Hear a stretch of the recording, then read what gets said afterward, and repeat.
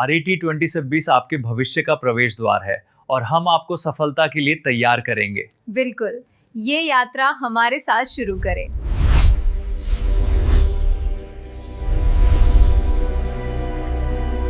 नमस्कार, आदाब, सत श्री अकाल।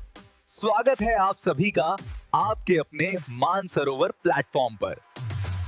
मैं हूं आपका दोस्त और होस्ट मानसर। साथियों, RET 2026 का बिगुल बज चुका है और इस बार लड़ाई सिर्फ पास होने की नहीं, बल्कि टॉप रैंक लाने की है। आज हम उस विषय का पोस्टमार्टम करने जा रहे हैं जो इस परीक्षा की रीढ़ की हड्डी है। उफ, ये बाल विकास यानी चाइल्ड डेवलपमेंट है या चक्रव्यूह? मानसर, रीट 2026 आ रही है, लेकिन ये साइकोलॉजी की भाषा, कॉग्निटिव, पेडागॉजी, कंस्ट्रक्टिविज्म, सर के ऊपर से जा रहा है सब। 30 नंबर का सवाल है, अगर ये नहीं हुआ तो सिलेक्शन गया। अरे कनिष्क, जब मान सर हैं साथ तो डरने की क्या बात। सिलेक्शन जाएगा नहीं, दौड़ कर आएगा। वो कागज यानी सिलेबस मुझे दो। नमस्कार साथियों, स्वागत है आपका आपके अपने मानसरोवर यूट्यूब चैनल पर। कनिष्क की परेशानी आपकी भी परेशानी है ना, कि CDP की भाषा समझ नहीं आती? तो आज से खुद से वादा कर लो, रीट 2026 में बाल विकास की 30 में से 30 प्रश्न हम सही करेंगे, और वो भी बिना रट्टा मारे। बिना रट्टा मारे? सर, लेकिन ये तो बहुत टेक्निकल है। बिल्कुल नहीं, हम इसे पढ़ेंगे नहीं, हम इसे जिएंगे। हम शुरू कर रहे हैं रीट का संपूर्ण फ्री कोर्स, पूरा सिनेमैटिक अंदाज में। मतलब पढ़ाई अब बोरिंग लेक्चर नहीं, एक मूवी की तरह होगी। लेवल 1 हो या लेवल 2, सिलेबस सेम है और धमाका भी सेम होगा। सच कहूं तो डर लग रहा है। सिलेबस देखा मैंने, उसमें इतने भारी भारी शब्द हैं, कंस्ट्रक्टिविज्म, इंडिविजुअल डिफरेंसेस, एडजस्टमेंट।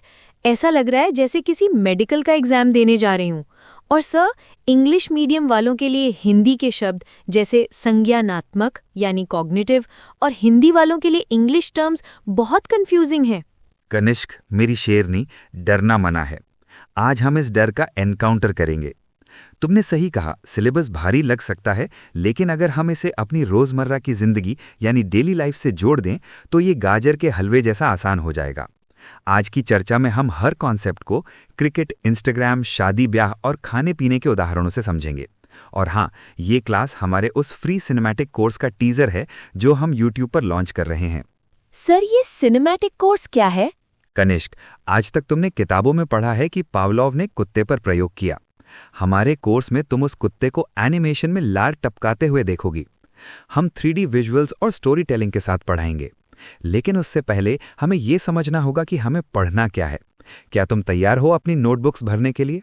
बिल्कुल सर, फुल जोश में। चलिए शुरू करते हैं। सबसे पहले कनिष्क, हमें यह समझना होगा कि रीट 2 लेवल में होती है। लेवल 1 कक्षा 1 से 5 के शिक्षकों के लिए, लेवल 2 कक्षा 6 से 8 के शिक्षकों के लिए। सर, क्या दोनों का CDP सिलेबस अलग-अलग है?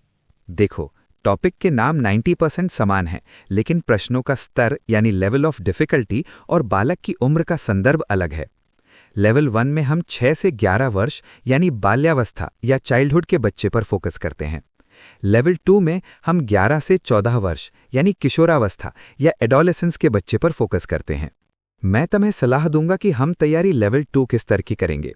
जब हम पहाड़ चढ़ने की ट्रेनिंग लेंगे तो टीला अपने आप पार हो जाएगा।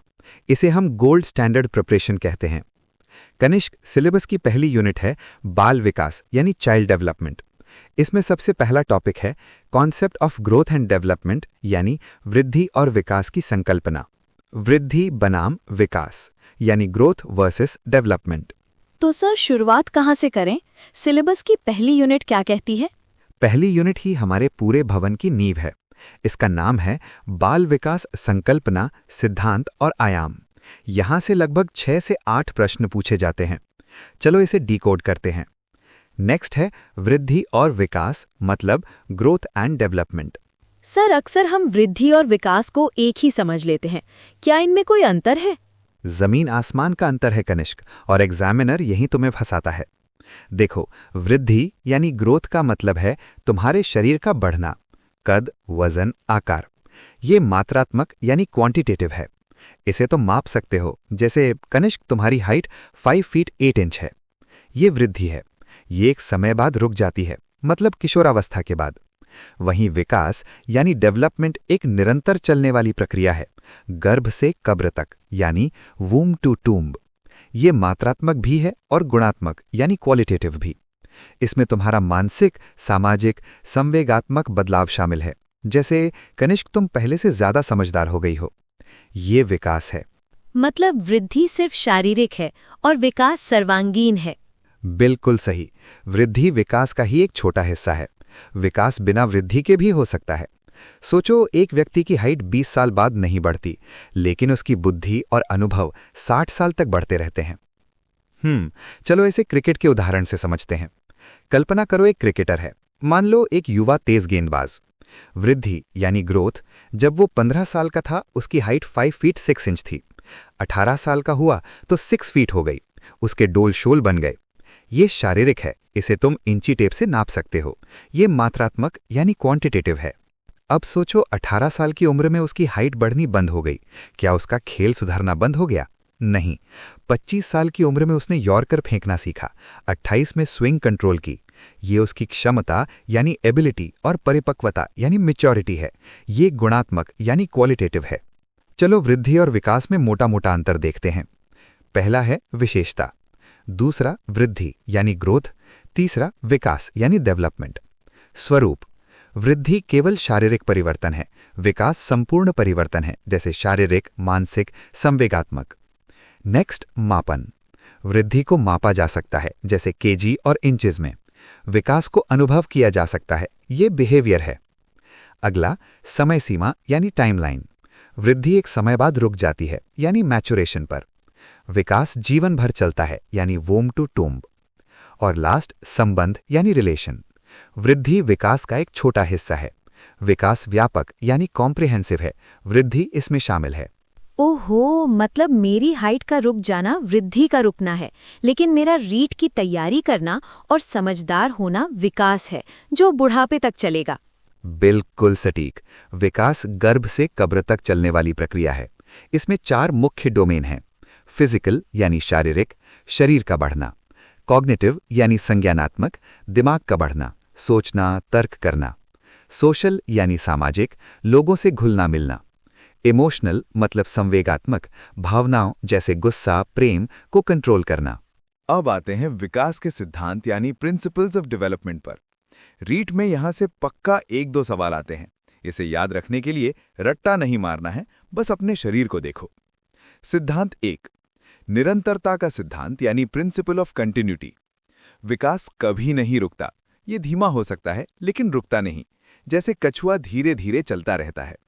सिद्धांत 2, दिशा का सिद्धांत यानी principle of direction, most important. इसके 2 सब पार्ट्स हैं और ये एग्जामिनर के फेवरेट हैं। मस्तकाधोमुखी यानी सिफेलोकॉर्डल, सिर से पैर की ओर यानी head to toe. Real life example से समझो इसे। जब बच्चा पैदा होता है, पहले वो अपनी गर्दन संभालना सीखता है, फिर बैठना, धड़ और अंत में चलना यानी पैर। ऐसा नहीं होता कि पहले वो दौड़ने लगे और बाद में गर्दन संभाले। समीप दूराभिमुख यानी प्रॉक्सिमोडिस्टल, केंद्र से बाहर की ओर यानी centre to outward. Real life example से समझो इसे भी। आयरन मैन का सूट देखा है? पहले उसकी छाती यानी हार्ट या सेंटर पर आर्क रिएक्टर बनता है, फिर वो अपने हाथ और उंगलियों के दस्ताने कंट्रोल करता है। बच्चे में भी पहले रीढ़ की हड्डी यानी स्पाइनल कॉर्ड मजबूत होती है, फिर भुजाएं और अंत में उंगलियां। इसलिए छोटा बच्चा पहले पूरे हाथ से चीज पकड़ता है, बाद में उंगलियों से पेन पकड़ना सीखता है। अरे वाह, ये तो मैंने अपने छोटे भतीजे में नोटिस किया है। सर, क्या विकास हमेशा एक सीधी रेखा में होता है? नहीं कनिष्क, यही तो कैच है। वर्तुलाकार बनाम रेखीय यानी स्पाइरल वर्सेस लीनियर। विकास कभी भी लंबवत यानी लीनियर सीधा नहीं होता, ये वर्तुलाकार होता है यानी स्पाइरल। बच्चा एक स्टेज में आगे बढ़ता है, फिर उस विकास को मजबूत यानी कंसोलिडेट करने के लिए थोड़ा रुकता है या पीछे हटता है और फिर आगे बढ़ता है, जैसे स्प्रिंग होती है। सर, आयरन मैन वाले एग्जाम्पल से तो ये दिमाग में छप गया। मतलब proximodistal is equal to centre to outside. अब देखो सिद्धांत 3, व्यक्तिगत विभिन्नता यानी इंडिविजुअल डिफरेंसेस। हर बच्चा अलग है, कोई 9 महीने में चलता है, कोई 15 महीने में। दोनों नॉर्मल हैं। टीचर के लिए मेरी टिप, क्लास में शर्मा जी के बेटे की तुलना वर्मा जी के बेटे से कभी मत करना। कंपेयर मत करो, केयर करो। अब चलो सिद्धांत 4 पर। एकीकरण का सिद्धांत यानी प्रिंसिपल ऑफ इंटीग्रेशन। बच्चा पहले संपूर्ण अंग को चलाता है, फिर उसके भागों को, और अंत में उन सबको एक साथ इंटीग्रेट करना सीखता है। अगला टॉपिक है role of heredity and environment, यानी वंशानुक्रम और वातावरण की भूमिका। सर, एक सवाल हमेशा परेशान करता है। बच्चा होशियार अपने माता पिता की वजह से होता है या अच्छे स्कूल की वजह से, यानी नेचर बड़ा है या नर्चर? ये मनोविज्ञान का सबसे पुराना विवाद है, लेकिन रीट के लिए तुम्हें वुडवर्थ का समीकरण याद रखना है। विकास बराबर वंशानुक्रम गुणा वातावरण। ध्यान दो कनिष्क, यहां गुणा यानी मल्टीप्लिकेशन है, जोड़ नहीं। इसे समझने के लिए हम कंप्यूटर या लैपटॉप का उदाहरण लेते हैं। वंशानुक्रम यानी हेरिडिटी, नेचर। यह है हार्डवेयर, तुम्हारे शरीर का ढांचा, आंखों का रंग, मूल बुद्धि यानी रॉ इंटेलिजेंस। ये माता पिता से मिलता है, इसे बदला नहीं जा सकता ज्यादातर। ये हमें क्षमता देता है, ये बीज है। वातावरण यानी एनवायरनमेंट, नर्चर। ये है सॉफ्टवेयर और वाईफाई। तुम्हें कैसा खाना मिला, कैसी शिक्षा मिली, कैसे दोस्त मिले। अगला उदाहरण देखो, ये इस क्षमता को विकसित होने का अवसर देता है। ये खाद पानी है। अगर बीज अच्छा है लेकिन पानी नहीं मिला तो पौधा नहीं उगेगा, और अगर खाद पानी बहुत अच्छा है लेकिन बीज ही खराब है तो भी फल नहीं आएगा। इसलिए दोनों अनिवार्य हैं। तो सर, अगर मेरा हार्डवेयर यानी जीन्स अच्छा है लेकिन सॉफ्टवेयर माहौल खराब है तो क्या होगा? तो सिस्टम हैंग हो जाएगा। मनोवैज्ञानिक वुडवर्थ ने एक समीकरण दिया था, development is equal to heredity into environment. ध्यान दो कनिष्क, ये गुणा यानी मल्टीप्लिकेशन है, जोड़ नहीं। अगर वातावरण 0 हो गया, यानी बच्चे को जंगल में छोड़ दो, तो विकास भी 0 हो जाएगा, चाहे वो आइंस्टाइन का बेटा ही क्यों ना हो। तो मतलब दोनों 50-50% जरूरी हैं? अनुपात बदल सकता है, लेकिन दोनों की अंतःक्रिया यानी इंटरैक्शन जरूरी है। रीट में सवाल आएगा, विकास किसका परिणाम है? उत्तर होगा वंशानुक्रम और वातावरण की अंतःक्रिया का, यानी interaction of heredity and environment. तो एग्जाम में अगर आए कि बच्चे के विकास में किसकी भूमिका है, तो उत्तर दोनों की अंतःक्रिया यानी इंटरैक्शन होगा। 100%। और इसके साथ मेंडल के नियम भी याद रखने होंगे, जिन्हें हम क्लास में डीप में करेंगे। अब चलते हैं यूनिट 2 पर, व्यक्तिगत विभिन्नताएं यानी इंडिविजुअल डिफरेंसेस। अब समझो कि अब चलते हैं यूनिट 2 की ओर। कनिष्क, अपना इंस्टाग्राम खोलो और अपनी फ्रेंड लिस्ट देखो। क्या सब एक जैसे हैं? नहीं सर। एक दोस्त है जो हर घंटे सेल्फी डालता है, यानी अटेंशन सीकर। एक है जो कभी पोस्ट नहीं करता, बस छुपकर दूसरों की स्टोरी देखता है, यानी साइलेंट ऑब्जर्वर। एक है जो बहुत ही क्रिएटिव मीम्स बनाता है। बस यही है इंडिविजुअल डिफरेंसेस, यानी व्यक्तिगत विभिन्नताएं। दुनिया में कोई भी 2 लोग, यहां तक कि जुड़वा बच्चे भी पूरी तरह समान नहीं होते। अब इसके प्रकार और कारण देखते हैं। शिक्षकों के लिए ये जानना क्यों जरूरी है? ताकि हम वन साइज फिट्स ऑल यानी एक लाठी से सबको हाँकना वाली गलती ना करें। शारीरिक विभिन्नता, कोई लंबा, कोई नाटा, कोई मोटा। मानसिक विभिन्नता, कोई गिफ्टेड, कोई औसत, कोई धीमा सीखने वाला, यानी स्लो लर्नर। रुचि, इंटरेस्ट, किसी को क्रिकेट पसंद है, किसी को पेंटिंग। सिनेमैटिक कोर्स टीजर, हमारे कोर्स में हम दिखाएंगे कि कैसे एक टीचर क्लास में अलग अलग बच्चों यानी विजुअल लर्नर्स और ऑडिटरी लर्नर्स के लिए अलग अलग टीचिंग एड्स यूज करता है। एक शिक्षक के तौर पर हमें विभेदित अनुदेशन का पालन करना चाहिए, यानी हर बच्चे की जरूरत के हिसाब से पढ़ाने का तरीका बदलना। समावेशी शिक्षा यानी इंक्लूसिव एजुकेशन, हमारी क्लास में प्रतिभाशाली, मंदबुद्धि और दिव्यांग यानी फिजिकली चैलेंज्ड सभी बच्चे एक साथ पढ़ेंगे, किसी को अलग नहीं किया जाएगा।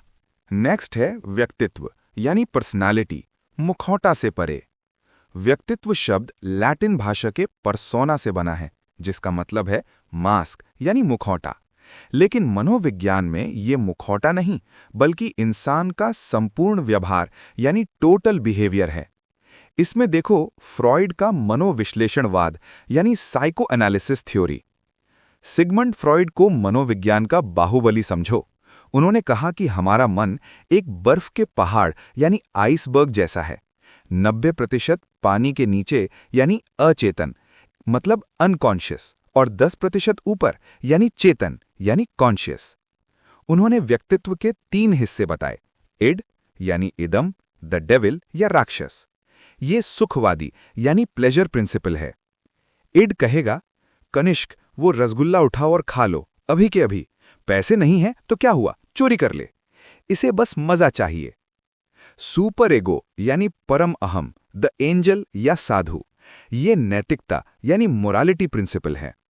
सुपर एगो कहेगा, नहीं कनिष्क, चोरी करना पाप है, भूखे मर जाना बेहतर है, लेकिन चोरी मत करना, ये संस्कार नहीं है। ईगो यानी अहम, द मैनेजर या इंसान, ये वास्तविकता यानी रियलिटी प्रिंसिपल है। ईगो कहेगा, रुको भाइयों, चोरी करेंगे तो पुलिस पकड़ लेगी, यानी इड को चुप कराया। भूखे भी नहीं मरना, सुपर ईगो को समझाया, चलो कुछ काम करते हैं, पैसे कमाते हैं और फिर रसगुल्ला खरीदकर खाते हैं। हाँ सर, तो ईगो ही असली हीरो है जो बैलेंस बनाता है। बिल्कुल, एक संतुलित व्यक्तित्व यानी वेल एडजस्टेड पर्सनालिटी वो है जिसका ईगो मजबूत हो। अगर इड हावी हुआ तो अपराधी बनोगे, और अगर सुपर ईगो हावी हुआ तो कुंठाग्रस्त साधु बन जाओगे। अब देखो व्यक्तित्व मापन यानी पर्सनालिटी असेसमेंट। हम किसी की पर्सनालिटी कैसे नापते हैं? इसके लिए प्रक्षेपी विधियां यानी प्रोजेक्टिव टेक्निक्स बहुत फेमस हैं। टैट यानी थीमैटिक अपरसेप्शन टेस्ट, इसमें कुछ धुंधले चित्र दिखाए जाते हैं और कहानी बनाने को कहा जाता है। एग्जाम्पल, अगर तस्वीर में एक रोता हुआ बच्चा है और तुम कहानी बनाते हो कि इसने मेहनत की थी पर फेल हो गया, तो ये तुम्हारे अंदर का डर दिखा रहा है। तुम अपने मन की बात उस चित्र पर प्रक्षेप यानी प्रोजेक्ट कर रहे हो। रोलशाक इंक ब्लॉट टेस्ट यानी स्याही के धब्बे परीक्षण। कुछ सिद्धांत जैसे क्रैशमर और शेल्डन शरीर की बनावट के आधार पर, इसमें मोटे पतले खिलाड़ी आते हैं। युंग अंतर्मुखी यानी इंट्रोवर्ट, बहिर्मुखी यानी एक्सट्रोवर्ट, उभयमुखी यानी एम्बिवर्ट। राजस्थानी बच्चे अक्सर उभयमुखी होते हैं। और सही, ये व्यक्तित्व मापा कैसे जाता है? इसके लिए प्रक्षेपी विधियां यानी प्रोजेक्टिव टेक्निक्स बहुत महत्वपूर्ण हैं, जैसे रोरशाक इंक ब्लॉट टेस्ट यानी स्याही का धब्बा परीक्षण, हरमन रोर्श का। टैट यानी थीमैटिक अपरसेप्शन टेस्ट, मॉर्गन और मुरे का। इसमें कार्ड दिखाकर कहानी बनवाई जाती है। ये टेस्ट हमारे अवचेतन मन यानी अनकॉन्शियस माइंड की बातों को बाहर लाते हैं। अब आते हैं बुद्धि यानी इंटेलिजेंस पर, दिमाग की बत्ती। कनिष्क, बताओ सबसे बुद्धिमान कौन है, एल्बर्ट आइंस्टाइन या विराट कोहली? सर जाहिर है आइंस्टाइन, कोहली तो खिलाड़ी है। गलत जवाब। यही तो हमें हार्वर्ड गार्डनर ने समझाया अपनी बहुबुद्धि सिद्धांत यानी मल्टीपल इंटेलिजेंस थ्योरी में। देखते हैं गार्डनर का बहुबुद्धि सिद्धांत यानी मल्टीपल इंटेलिजेंस थ्योरी को। गार्डनर ने कहा कि बुद्धि कोई एक सिंगल चिप नहीं है, बल्कि 8-9 प्रकार की अलग अलग क्षमताएं हैं। वेशलर कहते हैं, बुद्धि कार्य करने, सोचने और सामंजस्य स्थापित करने की योग्यता है। यहां सबसे महत्वपूर्ण है हार्वर्ड गार्डनर का बहुबुद्धि सिद्धांत यानी मल्टीपल इंटेलिजेंस थ्योरी। गार्डनर ने कहा कि बुद्धि एक नहीं बल्कि 8 प्रकार की होती है। भाषाई यानी लिंग्विस्टिक, कवि, लेखक, वकील। लॉजिकल मैथमेटिकल यानी वैज्ञानिक, बैंकर। स्थानिक यानी स्पेशियल, चित्रकार, पायलट, मूर्तिकार, जिन्हें जगह और दिशा का ज्ञान हो। शारीरिक गतिक यानी बॉडीली काइनेस्थेटिक, खिलाड़ी, डांसर, सर्जन। सांगीतिक यानी म्यूजिकल, सिंगर, संगीतकार। अंतर्वैयक्तिक यानी इंटरपर्सनल, दूसरों को समझने वाला, जैसे नेता, शिक्षक, सेल्समैन। अंतरावैयक्तिक यानी इंट्रापर्सनल, खुद को समझने वाला, जैसे साधु, दार्शनिक। प्रकृतिवादी यानी नेचुरलिस्टिक, किसान, वनस्पति वैज्ञानिक। सर ये इंटर और इंट्रा में बहुत कंफ्यूजन होता है। एक ट्रिक याद रखो, इंटरनेशनल मतलब देशों के बीच यानी दूसरों के साथ। इंट्रा मतलब स्वयं के अंदर, जो दूसरों के मन को पढ़ ले वो इंटरपर्सनल, जैसे मोदी जी, और जो खुद के मन को जाने वो इंट्रापर्सनल, जैसे बुद्ध। IQ का फॉर्मूला, IQ = MA/CA × 100। ये फॉर्मूला टर्मन ने दिया था। अगर किसी 10 साल के बच्चे की मानसिक आयु 12 साल है तो IQ = 12/10 × 100 = 120, यानी वो तीव्र बुद्धि है। तो कनिष्क, विराट कोहली में बॉडीली काइनेस्थेटिक इंटेलिजेंस कूट कूट कर भरी है, इसलिए वो भी जीनियस है, बस उसका क्षेत्र अलग है। एक टीचर के रूप में अगर कोई बच्चा गणित में कमजोर है लेकिन पेंटिंग में अच्छा है तो उसे नालायक मत कहो, उसकी स्पेशल इंटेलिजेंस को उभारो। सर ये तो बहुत बढ़िया बात है, मतलब हर बच्चा किसी ना किसी चीज में हीरो है। बिल्कुल, यही NCF 2005 भी कहता है। अगली यूनिट है विविध अधिगमकर्ता यानी डाइवर्स लर्नर्स और समायोजन यानी एडजस्टमेंट। समायोजन यानी एडजस्टमेंट हालातों से समझौता। जीवन हमेशा हमारी मर्जी से नहीं चलता। जब हमारी इच्छाएं और वातावरण की मांग टकराती हैं तो हमें समायोजन करना पड़ता है। अगर समायोजन नहीं कर पाते तो हम कुसमायोजित यानी मैल एडजस्टेड हो जाते हैं। इससे बचने के लिए हमारा दिमाग रक्षा युक्तियों यानी डिफेंस मैकेनिज्म्स अपनाता है। सर ये डिफेंस मैकेनिज्म क्या है, जैसे पबजी में शील्ड होती है? हाँ, लगभग वैसा ही। ये तुम्हारे ईगो यानी अहम को टूटने से बचाता है। चलो कुछ मजेदार उदाहरण देखते हैं जो रीट में बार बार पूछे जाते हैं। अब हम प्रमुख रक्षा युक्तियां यानी डिफेंस मैकेनिज्म्स देखेंगे। फर्स्ट है औचित्य स्थापन या युक्तिकरण, मतलब रैशनलाइजेशन। अंगूर खट्टे हैं। एग्जाम्पल से समझो, तुम रीट में फेल हो गए। दोस्त ने पूछा क्या हुआ, तुम कहते हो अरे यार मुझे टीचर बनना ही नहीं था, वो तो पापा के कहने पर एग्जाम दिया। वैसे भी टीचर की नौकरी में बहुत सिरदर्द है। जैसे अपनी असफलता को बहाने से सही ठहराना। प्रक्षेपण यानी प्रोजेक्शन, नाच न जाने आंगन टेढ़ा। एग्जाम्पल से समझो, खुद को डांस नहीं आता तो कह दिया कि फ्लोर ही खराब है, या परीक्षा में फेल हुए तो कह दिया मास्टर जी ने कॉपी गलत चेक की है, यानी अपनी कमी दूसरे पर डालना। विस्थापन यानी डिस्प्लेसमेंट, गुस्सा कहीं और का निकाला कहीं और। एग्जाम्पल देखो, बॉस ने ऑफिस में पापा को डांटा, पापा ने घर आकर मम्मी पर गुस्सा किया, मम्मी ने तुम्हें डांटा, तुमने जाकर अपने छोटे भाई को थप्पड़ मारा, छोटे भाई ने जाकर खिलौना तोड़ दिया। To shift anger to a safer target. उदात्तीकरण या मार्गांतीकरण यानी सब्लिमेशन, ये सबसे बेस्ट है। अपनी नेगेटिव ऊर्जा को पॉजिटिव काम में लगाना। एग्जाम्पल, तुलसीदास जी अपनी पत्नी पर बहुत आसक्त थे, पत्नी ने ताना मारा, उस ऊर्जा को उन्होंने राम भक्ति में लगा दिया और रामचरितमानस लिख दी। एक आशिक का महान कवि बन जाना सब्लिमेशन है। सर ये डिस्प्लेसमेंट तो मैं रोज करता हूँ। मम्मी की डांट सुनकर मैं अपने डॉगी को भगा देता हूँ। एक टीचर के तौर पर तुम्हें ये पहचानना होगा, अगर कोई बच्चा क्लास में बिना बात के गुस्सा कर रहा है तो हो सकता है वो घर की समस्याओं का विस्थापन कर रहा हो। उसे सजा मत दो, उसकी काउंसलिंग करो। एक होता है विशिष्ट बालक यानी स्पेशल नीड्स चिल्ड्रन। क्लास में हर तरह के बच्चे होंगे। प्रतिभाशाली यानी गिफ्टेड, IQ 140+, ये जल्दी बोर हो जाते हैं। इनके लिए एनरिचमेंट प्रोग्राम्स चाहिए। मंद बुद्धि यानी मेंटली रिटार्डेड, IQ 70 से कम, इन्हें धीरे और प्यार से सिखाना होगा। अधिगम अक्षमता यानी लर्निंग डिसेबिलिटीज, डिसलेक्सिया, पढ़ने में दिक्कत, जैसे फिल्म तारे जमीन पर का ईशान अवस्थी B को D पढ़ता था। डिस्ग्राफिया, लिखने में दिक्कत, ग्राफ यानी लिखना। डिस्कैल्कुलिया, गणित में दिक्कत यानी कैलकुलेशन। सर मुझे मैथ्स से डर लगता है, क्या मुझे डिस्कैल्कुलिया है? हर डर डिस्कैल्कुलिया नहीं होता कनिष्क। अगर तुम बेसिक जोड़ घटाव भी नहीं कर पाते तब ये समस्या हो सकती है। डर तो प्रैक्टिस से चला जाएगा। अब देखो यूनिट 4 अधिगम यानी लर्निंग, सिलेबस का दिल। कनिष्क, अब हम उस यूनिट पर आ गए हैं जो पूरे सिलेबस का हृदय है। यहां से सबसे ज्यादा यानी करीब 10 प्रश्न आते हैं। इसका नाम है अधिगम यानी सीखना। सर सीखना तो हम रोज करते हैं, इसमें क्या खास है? मनोविज्ञान में सीखने की परिभाषा है व्यवहार में अभ्यास, प्रशिक्षण और अनुभव के कारण आया अपेक्षाकृत स्थायी परिवर्तन। ध्यान देना, बीमारी, थकान या नशा करके अगर व्यवहार बदल गया, जैसे लड़खड़ा कर चलना, तो वो अधिगम नहीं है। हमें अधिगम के सिद्धांत को बहुत गहराई से समझना होगा। इन्हें मैं तुम्हें कहानियों से समझाऊंगा। ये सबसे बड़ी और महत्वपूर्ण यूनिट है अधिगम यानी लर्निंग। सीखना क्या है? व्यवहार में अभ्यास या अनुभव के कारण आया अपेक्षाकृत स्थायी परिवर्तन। याद रखना, स्थायी होना जरूरी है। अधिगम के सिद्धांत यानी थ्योरीज ऑफ लर्निंग, ये मनोविज्ञान के एवेंजर्स हैं। यहाँ 4 बड़े मनोवैज्ञानिक हैं। इनके प्रयोगों को हम कहानियों की तरह याद करेंगे। Yes sir. पहला है थॉर्नडाइक, प्रयास एवं त्रुटि यानी ट्रायल एंड एरर। इनका प्रयोग, एक भूखी बिल्ली पिंजरे यानी पजल बॉक्स में बंद है, बाहर मछली रखी है यानी मछली उद्दीपक है, बिल्ली बाहर आने के लिए हाथ पैर मारती है यानी गलतियां करती है। अचानक लिवर दबता है, दरवाज़ा खुलता है। बार बार करने पर वो एक बार में दरवाज़ा खोलना सीख जाती है। नियम है तत्परता यानी रेडीनेस, अभ्यास यानी प्रैक्टिस और प्रभाव यानी इफेक्ट का नियम। कक्षा में बच्चे गणित के सवाल बार बार अभ्यास करके ही सीखते हैं।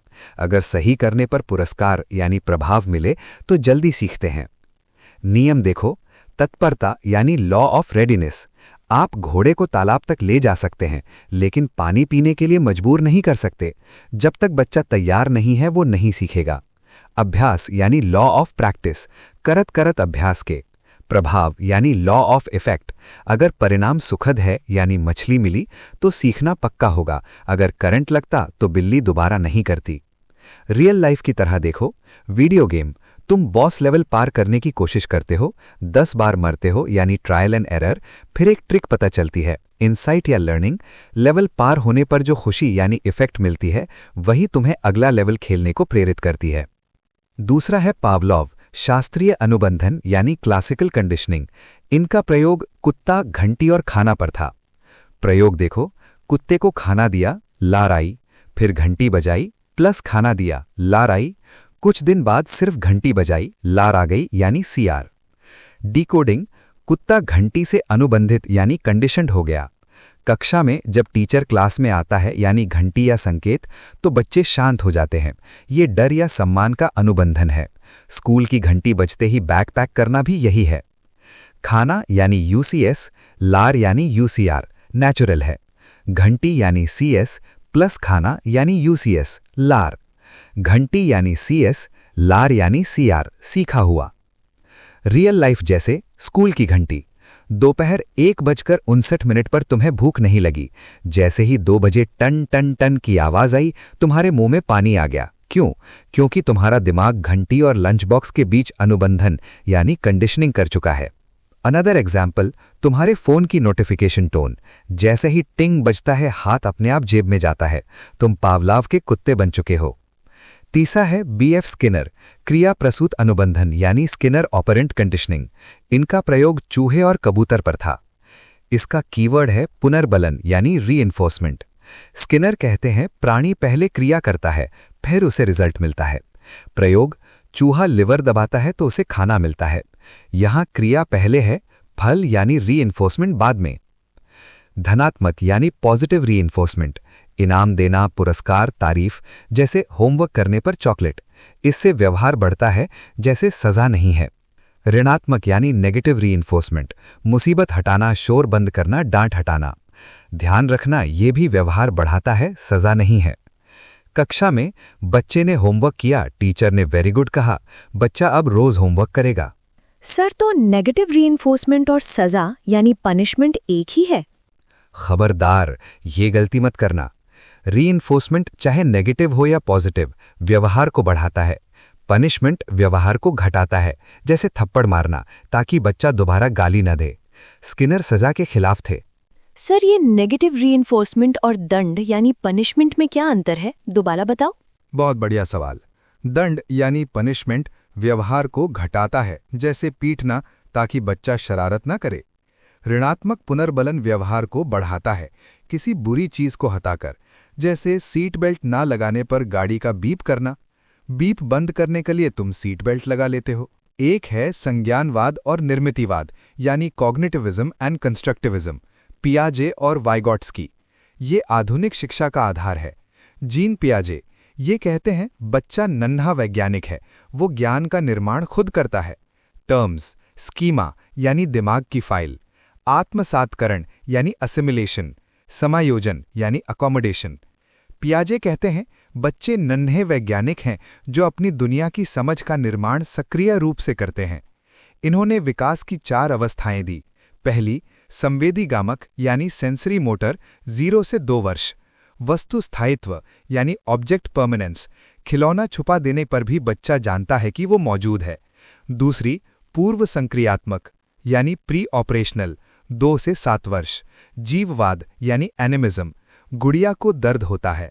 अहं केंद्रित यानी ईगोसेंट्रिक, जो मुझे पसंद है वो सबको पसंद है। तीसरी, मूर्त संक्रियात्मक यानी कॉन्क्रीट ऑपरेशनल, ये 7 से 11 वर्ष होती है।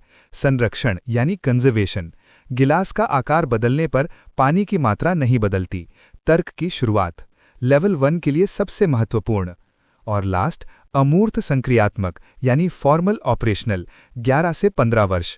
अमूर्त चिंतन, परिकल्पना, ये लेवल 2 के लिए है। लेव वाइगॉट्स्की, बच्चा समाज से सीखता है। वाइगॉट्स्की कहते हैं, सीखना सामाजिक अंतःक्रिया यानी सोशल इंटरैक्शन से होता है। 3 प्रमुख शब्द याद रखना कनिष्क। ZPD यानी जोन ऑफ प्रॉक्सिमल डेवलपमेंट, जो बच्चा खुद कर सकता है और जो मदद से कर सकता है, उसके बीच का अंतर। स्कैफोल्डिंग यानी पाड़ या ढांचा, बड़ों द्वारा दी गई अस्थायी मदद यानी टेम्पररी हेल्प, जैसे साइकिल सिखाते समय पीछे से पकड़ना। MKO यानी मोर नॉलेजेबल अदर, जो मदद कर रहा है, जैसे टीचर, माता पिता या होशियार दोस्त। कनिष्क, अभी मैं तुम्हें पढ़ा रहा हूं, ये क्या है?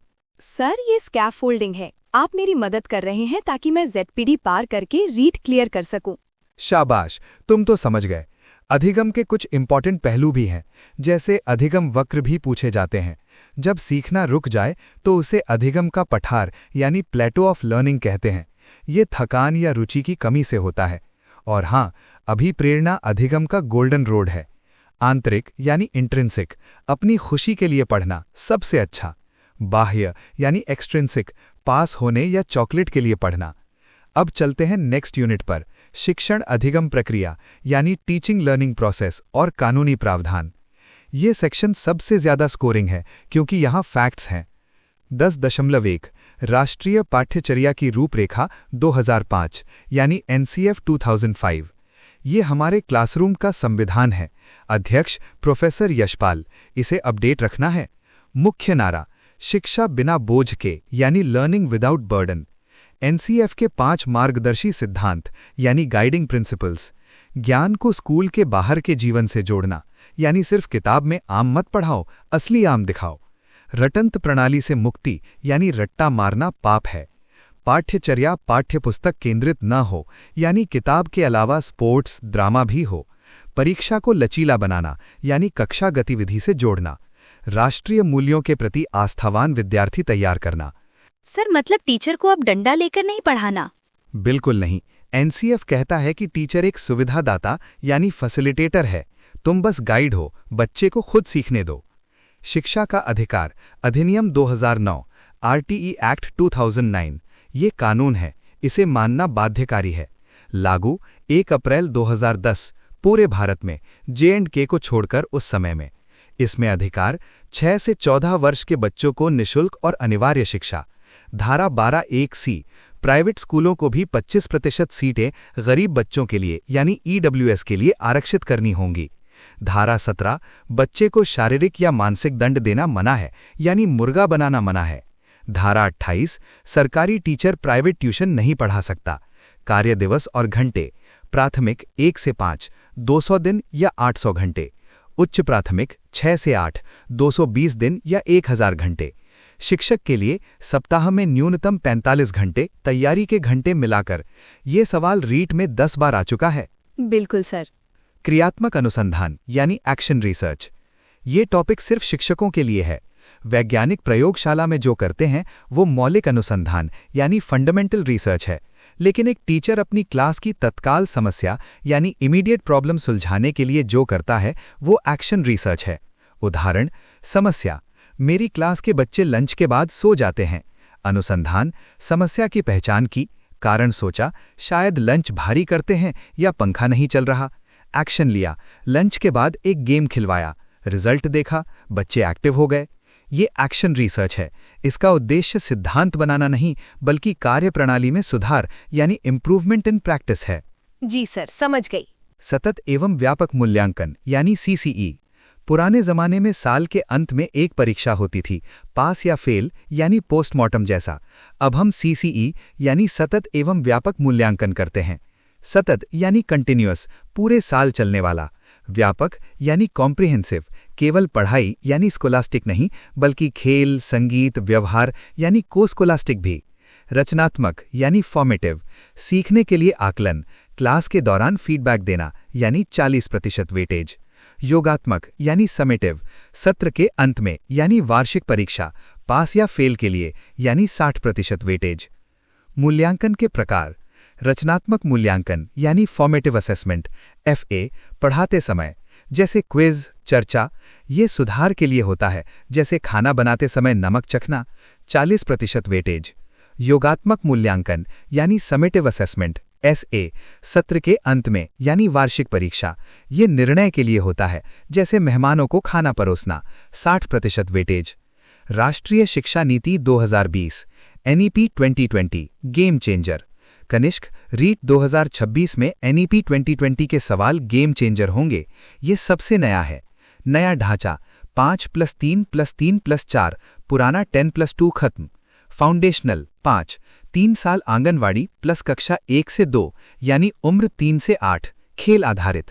प्रिपरेटरी 3, कक्षा 3 से 5 यानी उम्र 8 से 11। मिडिल 3, कक्षा 6 से 8 यानी उम्र 11 से 14, कोडिंग और वोकेशनल ट्रेनिंग। सेकेंडरी 4, कक्षा 9 से 12 यानी उम्र 14 से 18, सेमेस्टर सिस्टम। FLN, बुनियादी साक्षरता और संख्या ज्ञान यानी फाउंडेशनल लिटरेसी एंड न्यूमरेसी पर जोर। परखने के लिए नया राष्ट्रीय केंद्र। मातृभाषा, कक्षा 5 तक और हो सके तो 8 तक शिक्षा मातृभाषा या स्थानीय भाषा में होगी। रीट लेवल 1 बनाम लेवल 2 CDP फोकस देखते हैं। इससे सिलेबस को समझना आसान होगा। मापदंड, लेवल 1 कक्षा 1 से 5, लेवल 2 कक्षा 6 से 8।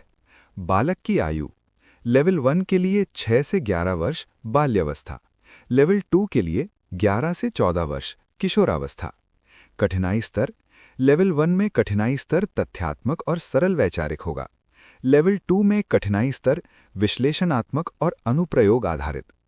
प्रमुख विषय, लेवल 1 में शारीरिक विकास, खेल, परिवार, इन सब पर फोकस किया जाता है। लेवल 2 में संवेग, साथी समूह, पीयर ग्रुप, पहचान संकट पर फोकस किया जाता है। तो कनिष्क, कैसा लग रहा है अब? सर, अब तो सिलेबस एक कहानी जैसा लग रहा है। पावलाव का कुत्ता, स्किनर का चूहा और आपकी आयरन मैन वाली थ्योरी, सब क्लियर हो गया। बहुत बढ़िया। लेकिन याद रखना, रीट में प्रश्न सीधे नहीं आएंगे। वे अनुप्रयोगात्मक यानी एप्लीकेशन बेस्ड होंगे। जैसे एक प्रश्न का जवाब बताओ कमेंट में। एक बच्चा क्लास में दूसरों को मारता है, आप क्या करेंगे? A, उसे पीटेंगे, RTE धारा 17 का उल्लंघन, जेल जाओगे। B, नाम काट देंगे, RTE के खिलाफ। C, उसके व्यवहार का कारण जानेंगे, एक्शन रिसर्च एंड डायग्नोसिस, सही उत्तर है। D, अनदेखा करेंगे। तुम्हें एक आदर्श शिक्षक यानी आइडियल टीचर की तरह सोचना है। सर, ये सब डिटेल में कहाँ मिलेगा? ये तो बस ट्रेलर था। पूरी पिक्चर हमारे मानसरोवर YouTube चैनल पर फ्री सिनेमैटिक कोर्स में मिलेगी। वहां हम हर टॉपिक के 100 से ज्यादा प्रश्न भी हल करेंगे। तो साथियों, आज ही सब्सक्राइब करें और अपनी तैयारी को दें एक नई उड़ान। याद रखना, जब तक तोड़ेंगे नहीं तब तक छोड़ेंगे नहीं। थैंक यू मान सर, अब रीट 2026 पक्का क्लियर है। और हाँ, मानसरोवर टेलीग्राम चैनल जरूर ज्वाइन कर लेना, वहां पर ये PDF मिल जाएगी। विजय भवा, जय हिंद, जय भारत।